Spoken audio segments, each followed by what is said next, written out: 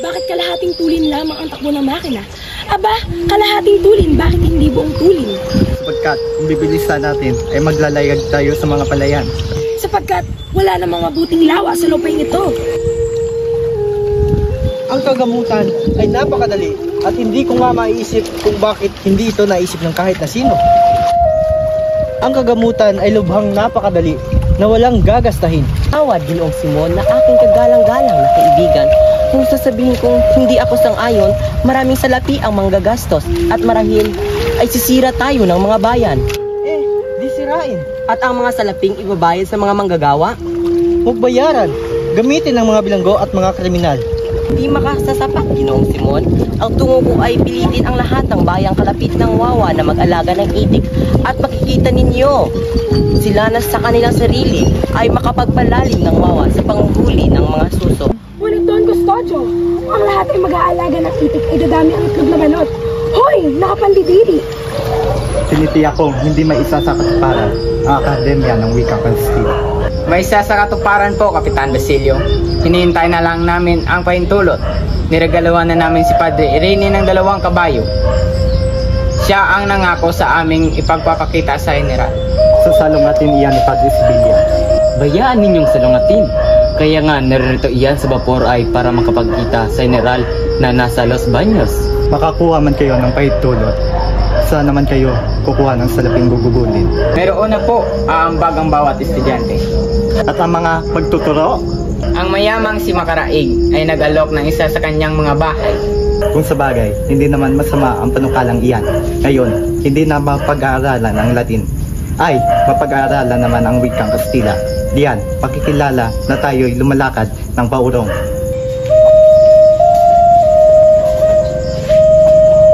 Tila ay nagkakatuwaan kayo. Pwede ba akong sumali? Ayos lang, Senyor Simon. Ikagagalak pa namin. Bueno, baka gusto niyo akong saluhan ng serbesa. Tayo'y uminom. Maraming salamat, Ginoo. Subalit, hindi kami umiinom ng alak. Hindi uminom? Sabi nga ni Padre Camora, masama raw ang puro lang tubig ininom. Pabatid mo rin kay Padre Camora na kung tubig na lang ang iniinom niya kaysa sa alak, mas ikabubuti pa ng lahat. Alam namin na ang tawag sa aming mga Pilipino ay tubig. At ang mga Kastila naman ay apoy. Alam naman natin lahat na ang pumapatay sa apoy ay tubig. Ganun ba? Kailan naman mangyayari ang kababalagang ito? Ito'y hindi kababalagan, senyor. Ito'y batas ng kalikasan. Alam mo anak, sa susunod mo na kaarawan ay maaari ka nang sumuot ng saya. Taga po itay? Kapisan Tales, mabuti nandito ka. Magandang araw, Padre. Anong maaari kong maipaglilingkod sa inyo? Kailangan mo magbayad ng buwis, 200 piso. Sinasabi mo bang kailangan ko magbayad ng renta para sa aking lupa? Sapagkat, nagkamali kayo ng pagbayad ng buwis sa nakaraang 13 taon. Ngunit nililimusan ko ang mga pulubi upang maiwasan ang kanilang pamamerwisyo. At ngayon, ayokong magbayad. Mapipilit ba nila ako?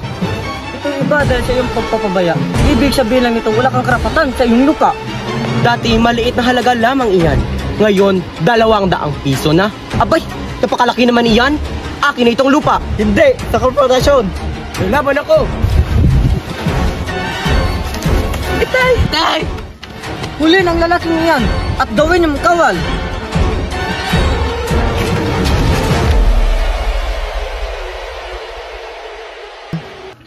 ₱500 ang hinihingi ng aming pinuno. Kung hindi, mamamatay ang iyong kapatid. Matagal na rin ang huling pagpunta ko dito. Naalala ko pa rin ang mga pangyayari. Sariwa pang lahat sa aking isip, parang kailan lang ang sakit na sinapit ko. Ginoo, maaari ko ba kayong tulungan? Anong ginagawa mo sa gubat na ito? Kung inyo pong magugunita, nakaraan na po ang 13 taon. Dito rin sa pook na ito, una tayong nagkilala. At kung hindi ako nagkakamali, kayo pong taong nagbigay sa akin ng karamay. At sino ako sa tingin mo? Taong kilala kong nakita. Isang taong kilala ng lahat, maliban sa akin na patay na. Isang napakalaking lihim ang iyong nalaman na maaari mong ikapapahamak. Hindi mo ba naisip yon? Pwede kang masawi sa aking mga kamay. Totoong naparito ako 13 taon ang nakakaraan upang dakilain ang nag-iisa kong kaibigan na inilaan ang kaniyang buhay upang ipaglaban ang mga Pilipino laban sa mga mang-aapi. At ngayon, ako'y bumabalik upang ipagpatuloy ang kaniyang mga nasimulan. Nagkakamali ka, Ginoong Simon. Kung hindi nag-aaral ang mga bataan ng wikang Kastila, hindi tayo papakinggan ng pamahalaan. Ang wikang ito ang nagbubuklod sa mga Pilipino. Isang pagkakamali. Kailanman hindi ito magiging wikang pambansa. Ahanin natin ang wikang ito. Itatago lamang nito ang ating mga karapatan. Mali ang iyong naiisip. At ano? Anong mapapala mo kung hindi ka makakapagtapos? Makikita mo bang malaya ang iyong bayan? Hahayaan mo bang mabulok ang nabangkay ng iyong ina at kapatid sa ilalim ng lupa? Pero ano bang gusto mong gawin ko? Isa lamang akong hamak na estudyante. Walang-wala sa buhay. Hindi ko naman pwedeng hukain ang aking ina at iharap sa hukuman at ibintang kung sino-sino mga Kastila. Ngayon, nalaman mo ang isang lihim na kung mabubunyag ay ikakasawi ko. Ngayon, nasa kamay mo, Basilio. Tayo ay nabibilang sa mga taong uhaw sa katwiran. Tulungan mo akong pabagsakin ang pamahalaan. Pag-iisipan ko muna, Ginong Simon.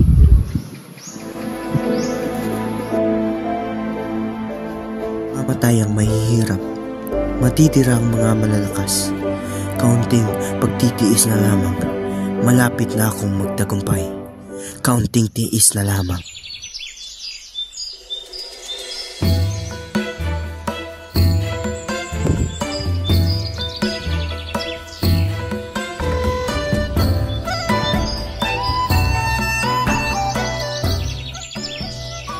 Ano, Quiroga? Kamusta ang iyong negosyo? Senyor Simon, mahirap aking negosyo. Ha? Anong mahirap? Iniligtas kita sa mga opisyalis na nanghihingi sa iyo ng pera. Pinautang ko sila upang hindi ka na maaalala pa. Pero Senyor Simon, marami may utang sa akin. Hindi ko sila masingil kasi wala sila binigay resibo para aking masingil. Kung gayoy, ilapit mo sila sa akin. Quiroga, may ipapasok pala ako sa iyo na kahon ng baril at itago mo ito sa kamalig. Mahirap at mapanganib iyan, Senyor Simon. Huwag kang matakot. Akong bahala. Nauunawaan mo ba, Quiroga? Siya. Ikaw bahala diyan. Basta hindi na ako sasali diyan.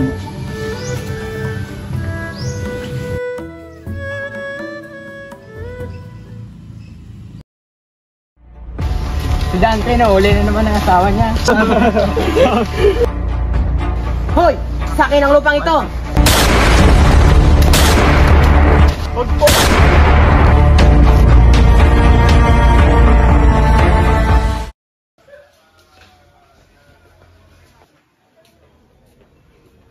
Ginong Simon, Kamusta na si Kapitan Tiago? hina na ang kanyang pulso. Wala na rin siyang gumanang kumain. Tuluyan na ang kumakalat ang lason sa kanyang katawan. Ano ba ang pakay mo, Ginong Simon? Magpasya ka. Kailangan mo lamang magpasya. Sa loob lamang ng isang oras ay magsisimula na ang himagsikan. At bukas, wala nang universidad, wala nang mag-aaral, at wala nang magpapahirap pa. Ang paghihimagsik ay pagpapatiwakal. Ngunit, paghihimagsik lang ang tanging pag-asa. Karunungan ng pag-asa. Subalit ang karunungan lamang ang siyang walang kamatayan. Pananalig sa karunungan at sa salitang pag-ibig sa bayan ay magkakaroon ng kahulugan. Nawawalan ka na ng prinsipyo at pansariling katauhan. Nakikita kong hindi ka isang Pilipino, kundi isang busabos ng Espanya. Yan ay walang katotohanan. Sige, alang-alang sa alaala ni Ilyas. Pamumunuan mo ang isang hukbo. Lusubin mo ang Santa Clara. Kunin mo ang isang tao na ikaw lamang ang nakakakilala bukod kay Kapitan Tiago. Si Maria Clara. Huli na kayo, Don Simon, sapagkat si Maria Clara ay patay na. Patay? Paano nangyari ito? Hindi! Patay siya ng ika-6 ng hapon. Naparoon ako sa kumbento upang makabalita ng sabihin sa akin ng lahat. Pagbalik ko, mayroong liham. Liham na nanggaling kay Padre Salve nang ito naman ay pinadala kay Kapitan Tiago. At ito rin ang dahilan kung bakit nagwala si Kapitan. Hindi totoong patay na si Maria Clara. Ililigtas ko siya. Ililigtas ko si Maria Clara. Noong Simon, minahong kayo, wala tayong magagawa kundi tanggapin ang katotohanan. Namatay siya nang hindi man lang alam na ako'y bumalik. Namatay siya nang hindi man lamang ako'y buhay.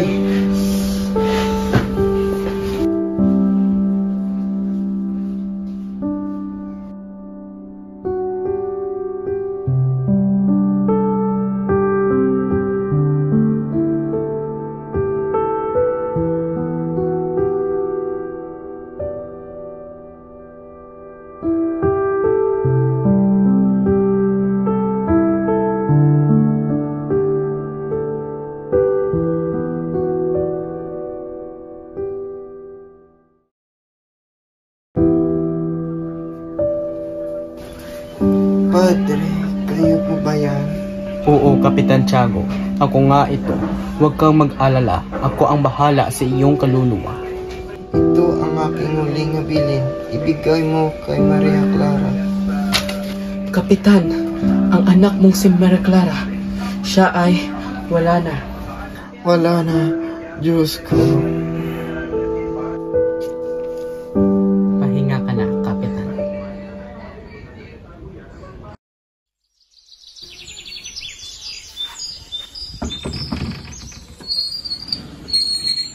Senyor Simon, ako'y naging isang masamang anak at kapatid.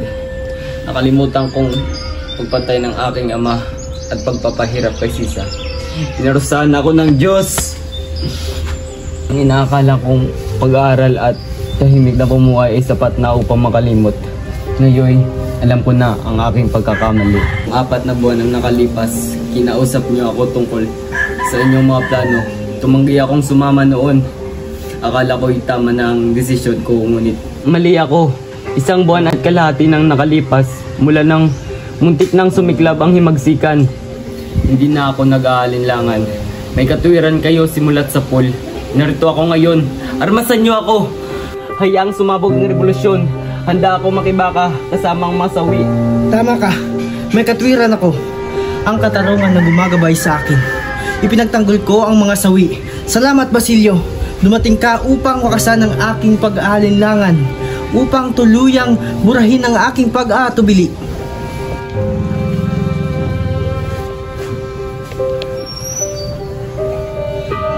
Ang ilawang ito, Basilio, ito ang magwawakas sa lahat ng pagpapahirap at sa lahat ng kasamaan. Pagputok ng liwanag ito, magdudulot ito ng lagim. Ngunit kasabay nito ay darating ang ating karayaan. Ano po ang ibig ninyong sabihin? Sa loob ng lampara ito ay may nakatagong pulbura. Kapag umabot ang mitsa sa natatagong gatilyo, boom! Isang pagsabog ang yayanig sa buong bahay na iyon at pati na rin sa masasama sa loob nito. Ngunit, senyor, maraming inosenteng madadamay. Sa digmaan, Basilio, walang inosente ang hindi kumikilos laban sa kasamaan ay kaisa nito. Bukas ng gabi, kapag ito'y lumiyab sa gitna ng kasiyahan, matutupad na ang ating layunin at wala nang makakapigil pa sa revolusyon. Kunin mo ito. Sa ganap na 10 ng gabi, maghihintay ka sa tapat ng simbahan ng San Sebastian. Doon, magsisimula tayong kumilos. Nanawaan po, senyor. Ang mga taong bayan ay walang sandata at mga pinuno. Ang mga baril ay kukunin natin sa tindahan ni Quiroga. Ang sino mang hadlang o tatangging sumama sa atin ay papatayin. Wala daw urungan pa, Basilio. Ito na ang panahon ng pagkabangon. Handa akong sundan kayo, senyor. Ang lahat ng ito ay para sa ating kalayaan.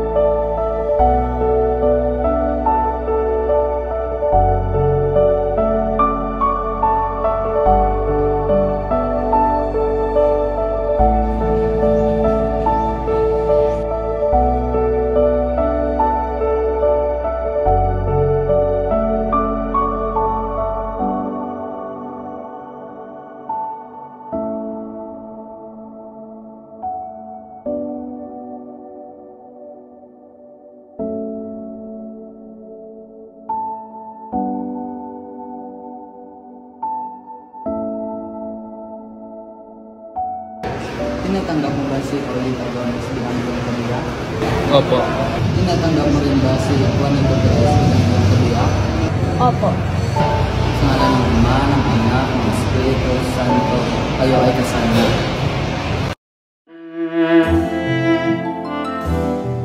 Bakit mo nagawa sa akin ito, mahal kong Paulita?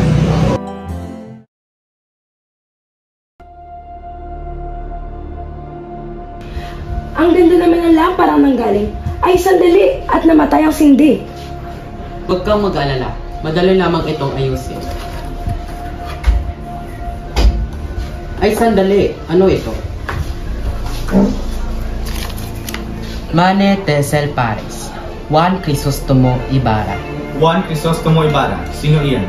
Mas mangbiro, pirmahan ba naman ang papel ng pangalan ng isang pilibustero na may 10 taon ng patay? Filibustero? Mas mangbiro iyan na magdudulot ng kaguluhan. May mga babae pa naman. Ano, Padre Salve? Nakikilala niyo ba ang pirma ng kaibigan ninyo? Ano nangyari sa inyo? Kanya ang sulat kamay na iyan. Tunay na sulat ni Ibarra yan. Patuloy sa pagkain, huwag alalahanin ang isang biro. Siguro na may hindi nangahulugang ang Mari Tesel Pares ay kamatayan natin ngayong gabi. Pero pwede tayong malason.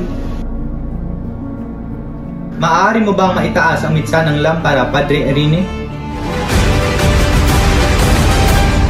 Hoy, magnanakaw!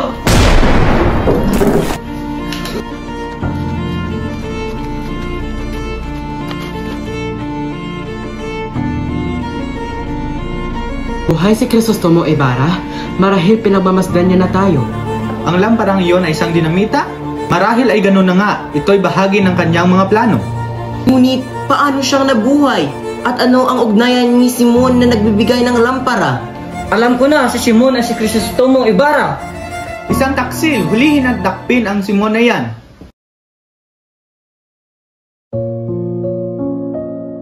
Hirapan na po ba kayo, Ginoong Simon? Bahagya po. Ngunit matatapos na rin ang aking paghihirap sa loob ng ilang sandali. Ngunit ano ang ginawa ninyo? Diyos ko! Ano ininom nyo? Sayang lamang, wala na akong lunas. Anong ibig niyong gawin ko bago sumapit ang ikawalo? Patay o buhay? Patay, oo. Ngunit buhay, hindi. Diyos ko, anong ginawa ninyo? Huwag kayong mabahala. Ang nagawa ay nagawa na. Hindi ako dapat mahuling buhay ni numan. Maaaring makukuha ang aking lihim. Huwag kayong mabahala. Huwag kayong malito. Wala nang magagawa pa. Noong Simon, patawarin kayo ng Diyos. Nakita niya ang inyong mga pagtitiis at pinahintulutan niyang matagpuan ninyo ang kaparusahan sa inyong mga sala. Ito'y sa pamagitan ng pagtatamo ng kamatayan sa kamay din ng mga sinusulan ninyo. Dito ay makikita natin ang kanyang walang hanggang awal. Isa-isa niyang sinira ang inyong mga paraan. Una, ang pagkamatay ni Maria Clara. Makaraan yon ay isang paraang mahiwaga. Sundin natin ang kanyang kalooban. Tinatanggap ko ang inyong paliwanag. Ako'y nagkamali. Ngunit, sapat ba yon upang ipagkait ng Diyos ang kalayaan ng isang bayan at iligtas ang mga higit na salarin kesa sa akin? Upang ang kanilang adikain ay kumalat at malaman. Ang magdusa at gumawa'y kalooban ng Diyos. Magtiis at gumawa? Anong klaseng Diyos yan? Isang Diyos na makatarungan, Ginoong Simon. Nasaan na ang kabataang naglaan ang kanilang magandang sandali, mga pangarap at kasiglahan sa kabubuti ng kanilang bayan? Nasaan na ang kabataang mabubuwis ng buhay upang hugasan ang gayon karaming kahiyan, ang gayon karaming krimen, ang gayon karaming bagay na kamumuhi, malinis at walang bayad dungis? Kailangan maging buhay na alay upang ang handog ay maging karapat-dapat. Saan kayo nangaroon? Kabataang nagtataglay ng lakas buhay na tumakas na sa aming mga ugat? Hinihintay namin kayo, kabataan. Ang kayamanan ang siyang nagiging lason sa lahat ng tao. Ito ang nagpapabulag at nag-udyok na gumawa sila ng kasalanan Kung may taong nangangailangan ng mas malinis na hangarin, ipahintulot ng Diyos na ika'y matagpuan.